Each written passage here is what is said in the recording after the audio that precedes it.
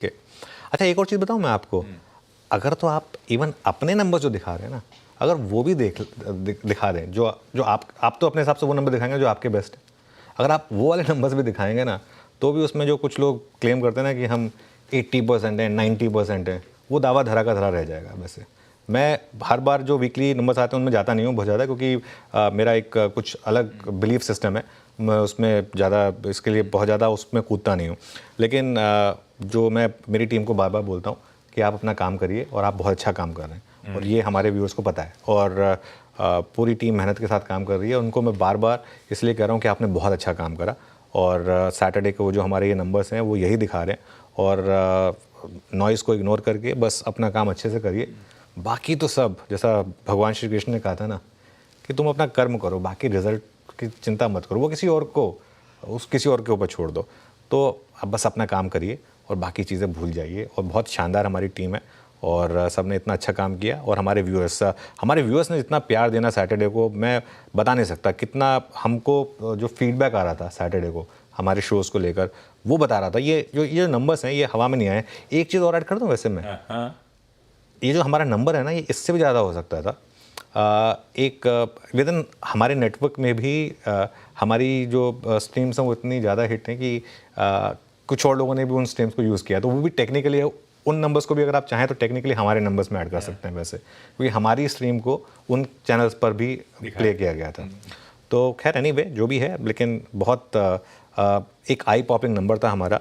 इसके लिए सबका एक बार फिर से दिल से धन्यवाद। बिल्कुल ठीक। चलिए आज के ट्रेड पे फोकस करा जाए। इन हाउस टीम को भी दिखाता हूं। सुबह सुबह यतिन नजर आएंगे आपको। उनसे जानेंगे भाई ब्रोकरेजेस का क्या वर्डिक्ट आ रहा है हमारे यूनियन बजट पे। श्रेया से जानेंगे ब्रोकरेजेस कौन कौन से स्टॉक्स रडार पे रख के चल रही हैं। कंचन बताएंगे खबरों वाले स्टॉक्स, और वीरू बताएंगे एफएनओ पल्स। पहले लेकिन यतिन के पास वो बजट के बाद की बड़ी कहानी, ब्रोकरेजेस कैसे रीड कर रही हैं उस बजट को, उनका वर्डिक्ट क्या है। Yatin, good morning. Good morning. और क्लियरली अगर हम ब्रोकरेजेस की माने तो तीन अहम मुद्दे उन्होंने हाईलाइट किए हैं। सबसे पहले जो फिस्कल डेफिसिट सरकार का टारगेट है वो सराहनीय है। डाइवेस्टमेंट टारगेट ज़्यादा है, जिसके कारण पीएसयू स्टॉक्स पे थोड़ा प्रेशर रहेगा। केपेक्स फ्लैट रखा गया है, उसके कारण भी पीएसयू स्टॉक्स में जो रैली है यहाँ थोड़ा बहुत दबाव बनता हुआ नज़र पड़ेगा। और क्लियर कट विनर है एफएमसीजी सेक्टर और पीएसयू बैंक्स, जहाँ काफ़ी अच्छी तरीके से ग्रोथ आ सकती है बजट के बाद। कोटक की अगर हम बात करें तो FY26 के जो यूनियन बजट हैं वो बॉन्ड मार्केट और कंजम्पशन के लिए बेहतरीन है। और ऑयल मार्केटिंग कंपनीज कहीं ना कहीं रिकवर आज नहीं कर पाएंगी, क्योंकि जो LPG की सब्सिडी है उस पर सरकार ने थोड़ी बहुत क्लैरिटी दी है, जहां OMCs को मुआवजा नहीं मिलेगा या अनुमान से कम मिलेगा, जिसके कारण ये सब स्टॉक्स प्रेशर में रह सकते हैं। JP मॉर्गन की अगर हम बात करें तो टैक्स पुश जो है सरकार की तरफ से हुआ है, जो टैक्स ब्रैकेट में बदलाव हुए हैं उस पर एक्सपेंडिचर साइड पर ज़रूर प्रेशर बनेगा, लेकिन अर्बन कंजम्पशन को एक बड़ा बूस्ट मिलेगा। बोफा का भी यही मानना है कि जो फाइनेंस मिनिस्टर हैं उन्होंने दोनों ही ग्रोथ और फिस्कल प्रूडेंस का जो है पाथ चुना है। इनक्रेड की बात करें तो प्रेफरेंस के लिए लार्ज कैप है। इनक्रेड के हिसाब से मिड कैप और स्मॉल कैप शेयरों में प्रेशर रहेगा, तो लार्ज कैप शेयरों के साथ बने रहिए। Britannia, hero MotoCorp, Maruti Suzuki जैसे काउंटर्स उनको पसंद है, और ईयर एंड का निफ्टी टारगेट उनका है 23,260। CLSA की बात करें तो उनको लगता है कि Modi basket of PSU stocks थोड़े बहुत प्रेशर में रह सकते हैं। स्टेपल्स पे ओवरवेट हैं, हालांकि जो इंडस्ट्रियल्स हैं, कैपिटल गुड्स हैं, यहाँ CLSA अंडरवेट बन के चल रही है। और कंजम्पशन जो है वो रिन्यूड एरिया ऑफ फोकस है, जहाँ उनको लगता है बेहतरीन तरीके से तेजी हो सकती है। बिल्कुल क्लियर है भाई साहब। कंजम्पशन खास तौर पे अर्बन कंजम्पशन, उस पे फोकस करिए। इंडस्ट्रियल्स, केपेक्स थोड़ा सा डिसअपॉइंटमेंट स्लाइट हो सकता है, पर इस समय लार्ज कैप्स वुन पॉकेट पे, उस पर अपन ने सबने चर्चा, अभी शुरू में चर्चा हुई है। लार्ज कैप्स अट्रैक्टिव लगते हैं ब्रोकरेजेस को। श्रेया, स्टॉक्स कौन से रडार पे? जी सर, स्टॉक्स और सेक्टर्स इनफैक्ट मैं ब्रॉडली बताऊं कि कौन सा रडार पे हैं। देखिए, गोल्डमैन ने ऑटो सेक्टर को रडार पे रखा है, और उनका मानना है कि बजट इस बार का टू व्हीलर सेगमेंट और अफोर्डेबल कार्स के लिए काफ़ी शानदार रहा है। इनफैक्ट आप देखेंगे टू व्हीलर सेगमेंट में मंथली अब लोग टू व्हीलर सेगमेंट में 7.5K तक लोग बचा पाएंगे EMI पे। अफोर्डेबल कार्ड में 10,000 तक की बचत होगी लोगों की। साथ ही आप देखेंगे तो TVS मोटर, हीरो मोटोकॉर्प, साथ ही आयशर मोटर्स, बजाज ऑटो और मारुति सुजुकी को गोल्डमैन ने अपने रडार पर रखा है। साथ ही उनका मानना है कि गवर्नमेंट कैपेक्स की वजह से अशोक लीलैंड भी आप थोड़ा रडार पर रखें। अब इन्वेस्टेक ने इंडियन कंज्यूमर गुड्स के ऊपर अपनी राय रखी है। उनका मानना है कि जो बजट था वो अर्बन कंजप्शन के लिए काफ़ी ज़्यादा शानदार था। इसके साथ ही रूरल कंजप्शन को भी इससे सपोर्ट मिलेगा। कौन से स्टॉक्स रहेंगे रडार पर, तो GCPL, मैरिको, ITC को बाई कॉल की रेटिंग दी गई है इन्वेस्टेक की तरफ से। साथ ही नेस्ले और ब्रिटानिया को भी फायदा होता दिखेगा, तो ये दोनों स्टॉक्स भी आप अपने रडार पर रखें।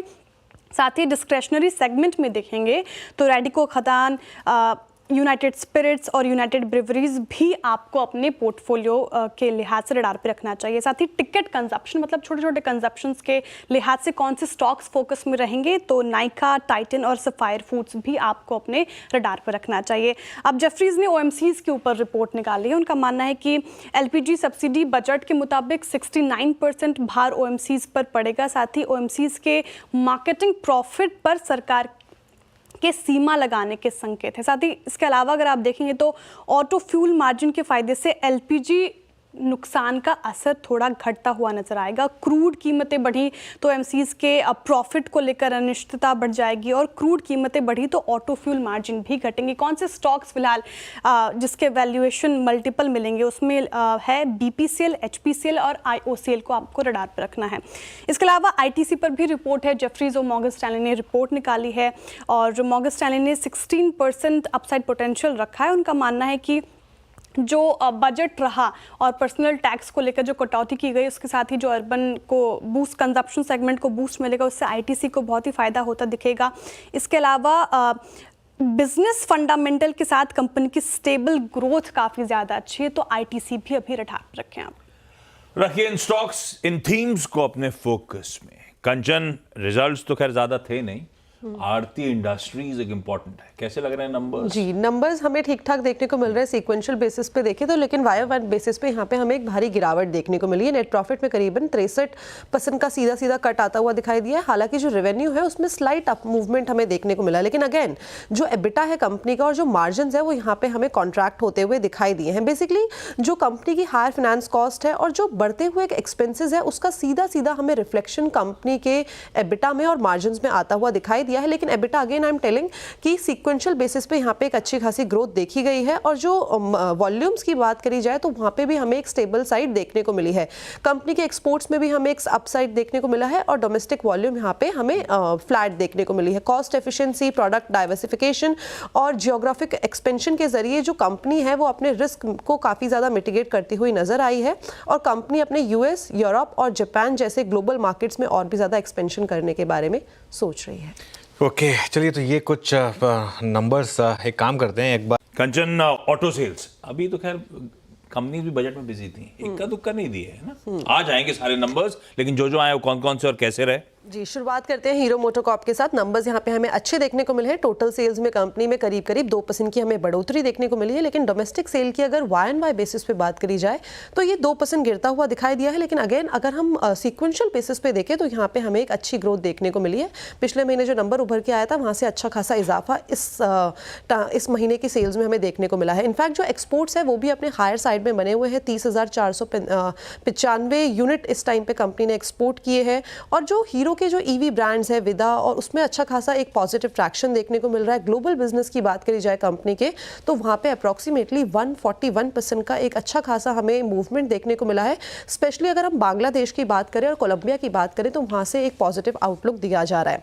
VST टेलर्स के नंबर्स देखे जाएं तो यहाँ पे हमें एक शॉर्टफॉल देखने को मिला है नंबर्स के अंदर। टोटल सेल में करीबन 18% का कट आया है। जो पावर ट्रेलर्स है उसमें भी करीब करीब 19% की कटौती देखने को मिली है, और ट्रैक्टर सेल्स की तरफ नजर डाली जाए तो यहाँ पे भी करीब करीब 5% की कटौती आई है। आयशर मोटर्स जनवरी के महीने में लोगों ने रॉयल एनफील्ड को काफ़ी ज़्यादा पसंद किया है, और उसकी सेल्स में करीबन 20% का हमें एक अपसाइड देखने को मिला है। 91,132 यूनिट्स जो है वो रजिस्टर की गई है।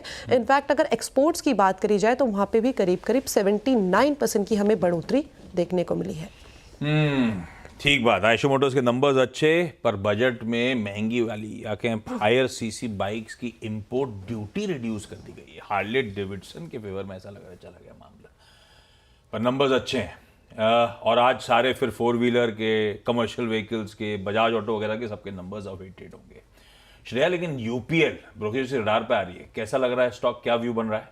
देखिए सर, यूपीएल पे हमने इतनी बातें कर ली है ना, सभी को पसंद आ रहा है, तो ब्रोकरेजेस को भी पसंद आ रहा है। इन्वेस्टेक ने यूपीएल को सेल से अपग्रेड करके बाय की कॉल दे दी है।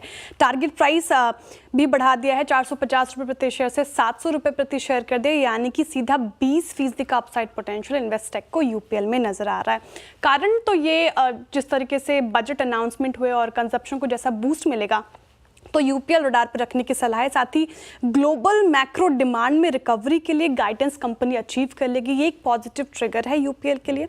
साथ ही कंपनी अब ऑपरेशनल एफिशिएंसी पर भी ध्यान देगी, फोकस वहां पे भी बढ़ेगा, तो इसको रडार पर रखें।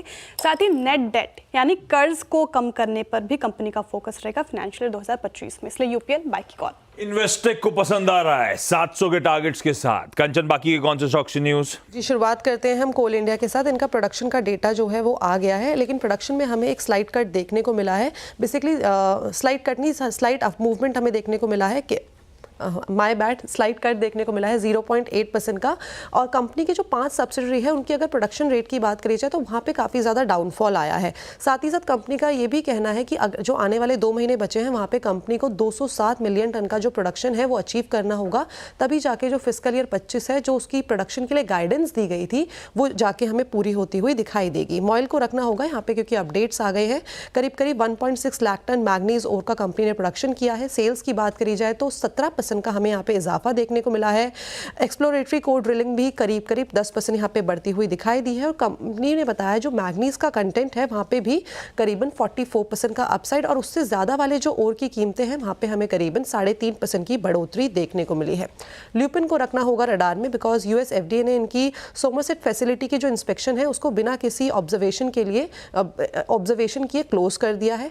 हैप्पीएस्ट माइंड बिकॉज कंपनी ने गैव्स टेक्नोलॉजीज की जो मिडल ईस्ट बिजनेस यूनिट है उसको 100% एक्वायर करने के लिए शेयर परचेज एग्रीमेंट साइन कर लिया है। 3 कंपनीज यहाँ पे हैं, गैव्स टेक्नोलॉजीज की दुबई में, ओमान में और साथ ही साथ सऊदी अरेबिया में। रखिए इन सारे स्टॉक्स को रडार पे। श्रेया, एक 5 स्टार को बढ़िया रेटिंग आ गई क्या? जी बिल्कुल, आइए नोमुरा ने बाय की कॉल दे दी है। टारगेट प्राइस देखेंगे आप तो 870 रुपये प्रति शेयर कर दिया 5 स्टार फाइनेंस को नोमुरा ने। क्या पॉजिटिव है इसके लिए, तो क्रेडिट साइकिल को संचालित करने के लिए अब कंपनी पूरी तरह से तैयार है। हालांकि आप देखेंगे तो एयूएम ग्रोथ थोड़ा मॉडरेट रहा है 25% साल दर साल, लेकिन एसेट क्वालिटी में भी गिरावट देखने को मिली। हालांकि credit cost quarter on quarter basis स्थिर रहा है, स्टेबल रहा है। मार्जिन भी क्वार्टर ऑन क्वार्टर थोड़ा सा कॉन्ट्रैक्ट हुआ है, थोड़ा सा ये नेगेटिव हो सकता है कंपनी के लिए, लेकिन कॉस्ट रेशियो हेल्दी रहा है, इसलिए बाय की कॉल नोमुरा की तरफ से। ओके, ये है कहानी भाई साहब सारे इंपॉर्टेंट स्टॉक्स की। आज पावर ग्रिड के रिजल्ट्स आने और 5 वायदा बाजार के और नंबर्स हैं। जब मैं टॉप 10 लेकर आऊंगा तो वो प्रेजेंट कर दूंगा। इस नोट पर मुनाफे की तैयारी समेटने का वक्त है। ब्रेक नहीं लेते, ब्रेक लेने की जरूरत क्या, इंपॉर्टेंट दिन है आज। सीधे पहला सौदा में दस्तक दे दें।